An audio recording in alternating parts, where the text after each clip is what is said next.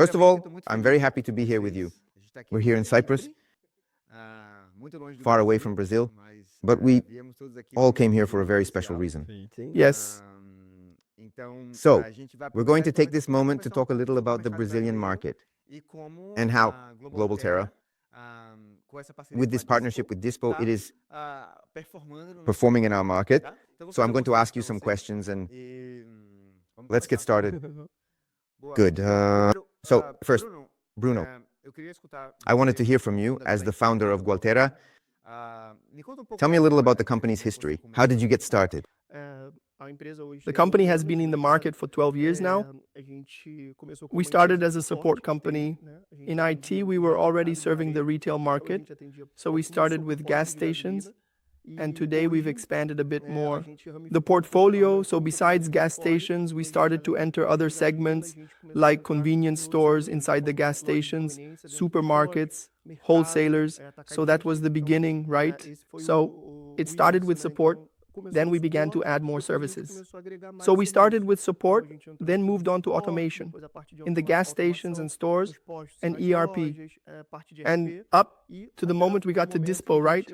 That we got to know DISPL and brought this solution to add to the Brazilian market that we understood it was a solution that made a lot of sense and was missing. There was nothing like this in Brazil. So that's a bit of the story. Right? And today the company has 30 employees. Most of the company is support, and basically that's the summary of the company. Very cool, very cool. And we can clearly see this evolution, right? About how you started with one service and added others, and you even got to DISPO. And I imagine you did this exactly because you saw the market's needs, these market trends, right? So tell me more about these trends that you see. What do you see for the future? Besides what DISPO will also offer in its roadmap, how do you see it? The Brazilian market, the retail trends. Yes. So we understand that the market is constantly changing, even though it's a traditional market. Retail is traditional, but there's still a lot that needs to change with technology, with more information. And we understand that one of the trends that has been happening lately is precisely understanding the audience that is in your establishment. Today, most these markets of these establishments doesn't have that information, so he doesn't know who his audience is or how technology can help to sell more, to understand better, to change maybe the layout of an establishment because of internal traffic. So all of this, I think that for Brazil, it has been a trend to really grow the establishment. I think that the trend is for the establishment to be more welcoming with technology, with information, so they can grow and sell more. And just like that, so I think that's it. Wow, that's really cool. And so within that, even though you're talking, how do you see of these trends that you see? Tell me one or two that make you more excited or worried. For example, how do you see technology being able to exactly solve these two trends? For example, what makes me really excited is obviously there will be more service, right? So for us, it's exceptional. And I understand that this part that we have brought, that the market uses 3%, the Brazilian market uses the part of retail, media, advertising, and we understand that this will be we're going to take this to the market in a way, in an absurd expansion. Right. So there will be plenty work for us. A lot of products that we will also develop with the client, with the industry. So I think that's one of the key points. What makes me more excited and worried? I think the introduction of this, the time for introduction, since it's a very traditional market, I believe we're going to do it in stages. It's not going to happen all at once, but I think that's my biggest concern. But I understand that this is already happening and the market is very inclined towards it. And us, in the last year, we had an average increase of 46%. It's a statistic from this part of retail media, advertising. So I understand that this is a pretty strong trend. It's interesting for us, for everyone, right? That's cool. Cool. And Bruno, since we had the first contact, my first contact with GlobalTera was with us, right? It was the two of us. Exactly. In your first meeting, I remember it well. First match. Exactly, I won't forget. So tell me a little bit here. How did you discover DISPL? Well, I joined GlobalTera about 2 years ago, and I identified that we needed to enter the retail market. DISPL market, expand into shopping centers, really develop GlobalTera for other types of markets. And I started researching a lot on the internet. So while researching on the internet, I came across an ad for DISPL on Instagram. That's when I got in touch and we had our first meeting. Actually, I was at one of the company's branches, which is in Cuiabá, in the interior of Brazil. And then in the first meeting, I already identified that it would be an amazing product for us to bring to Brazil. So tell me more about that. Let's take this topic. What were the aspects of the solution that caught your attention the most? And you said, I have to be a partner with this company. What caught my attention the most was the part about recognizing visitors, recognizing the audience that is entering the store. That really is impactful. It's a business that we don't see every day, a technology that we don't see every day. In fact, when we go to present for our clients, it's what impacts them the most. Yes, that part of the technology. So since we know retail very well, GlobalTera knows retail very well. We identified that this would be a quick success. And within that, did you come across any other similar solutions? And within that range, you chose DISPL. What was your idea, your decision that made you choose DISPL? We were looking for other technologies to expand, GlobalTera's segment to really expand, GlobalTera's market. Not necessarily the same technology that DISPL has, but some more disruptive market technology that would allow us to expand throughout Brazil. Yes. Choosing DISPL, I think it was love at first sight of the technology versus what we already knew from the market.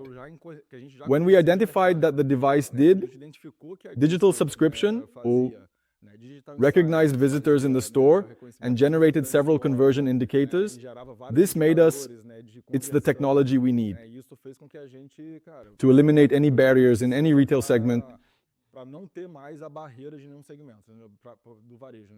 Yes. Awesome. And you went in the right direction. Everything we are expanding, we are here exactly negotiating. A bigger expansion is even bigger. And before Disney, we had found an energy solution technology to reduce costs, more energy of retail. It's a really cool technology. The artificial intelligences are also great, but they're not as disruptive as DISPL's technology, right? But the technology really made us look at the market differently. It's brilliant, very good. And it's you guys who have this very interesting characteristic. Since the beginning when we started, the Platinum partnership with you is about building this network of partners strategically across different sectors. Tell me a bit about that. How are you positioning your partners, and how do you think this is a good strategy to scale the solution in Brazil? It's a great strategy. Bruno shared a bit about the company's history, 12 years of history. We work with gas stations and convenience stores. So, directly, our end customers will be gas stations and convenience stores. Before that, I have 18 years of experience in the consumer goods industry. So I know the supermarket market in Brazil very well. So we made the decision to operate directly in the food market, gas stations, convenience stores, and all other retail segments. We looked for a partner. So we listed 10 segments from shopping centers, beauty salons, events, corporate events, and cultural events. We listed more than 10 and we looked for a partner for each of these segments. And today, half of it is already being implemented. That's awesome. But the list is almost complete. It's almost complete, exactly. They want more. Yeah, you are exactly leveraging the strength of each partner. Exactly. That does it better. From the strategy, very good. And so you all are already, you're going into the 6th month of the Platinum partnership. During this time, I know there have been many learnings, right? So comment a bit about the learnings, the challenges you've already faced and overcome. For me, the biggest learning, the biggest challenge was selling well and the right way. Why am I saying this? Technology is very broad. You can do a lot. When we start explaining to the client, you can see in their eyes that they want to do everything we're explaining.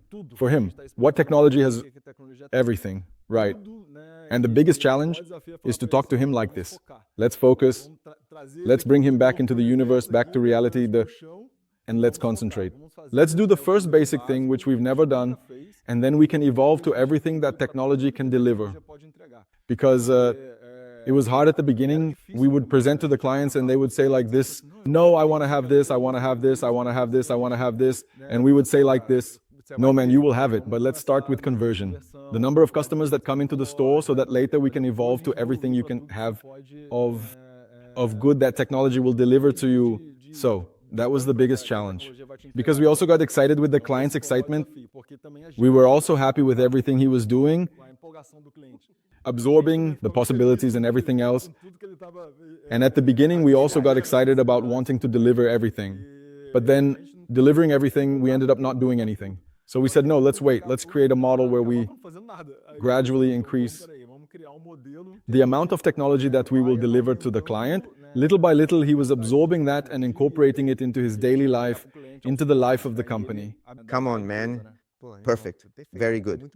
You've already touched on my next question, so I'm going to ask you to elaborate a bit more. So I already understand that it was one of your strategies to focus his vision.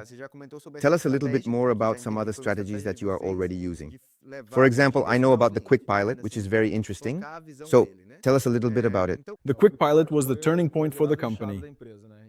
In a month and a half of operating, we understood that it took a long time for the client to sign a contract. The biggest clients, I'm talking about those accounts specifically, clients with 160, 200, 300 stores. So it took a long time for him to sign a contract because it had to go through several stages. It had to go through the sales department, then marketing, then legal, and even finance until the client finally signed the contract. So we understood that we spoke like that. We won't be able to close deals with big clients if we keep going this way. So in internal studies with our team, we developed the quick pilot, which is basically what we deliver 1 month of the solution for the client for free.